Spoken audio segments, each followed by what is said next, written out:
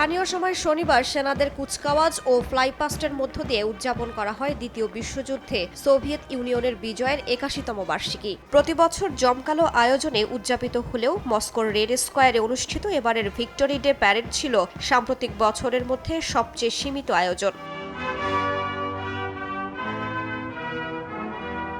ইউক্রেনের সম্ভাব্য হামলার আশঙ্কায় বাদ দেয়া হয় ট্যাঙ্ক, ক্ষেপণাস্ত্র বা ভারী সামরিক সরঞ্জামের প্রদর্শনী। শুধুমাত্র প্যারেড পরিদর্শন করেন রুশ প্রেসিডেন্ট ভ্লাদিমির পুতিন। তার পাশে ছিলেন যুদ্ধফেরত সেনা ও প্রবীণ যোদ্ধারা। ফুল দিয়ে শহীদদের শ্রদ্ধা জানান প্রেসিডেন্ট ভ্লাদিমির পুতিন ও অন্যান্য দেশের রাষ্ট্রপ্রধানরা। ১৯৪৫ সালের মে মাসে নাৎসি জার্মানির আত্মসমর্পণের স্মৃতিকে কেন্দ্র করে রাশিয়ায় ভিক্টরি ডে অত্যন্ত আবেগঘন রাষ্ট্রীয় অনুষ্ঠান। সোভিয়েত ইউনিয়নের প্রায় ২,৭০,০০,০০০ মানুষ, যাদের মধ্যে বহু ইউক্রেনীয় ছিলেন, দ্বিতীয় বিশ্বযুদ্ধে প্রাণ হারান। তবে ঐতিহাসিক সেই বিজয়ের স্মরণ এবার ছাপিয়ে গেছে চলমান ইউক্রেন যুদ্ধের বাস্তবতা।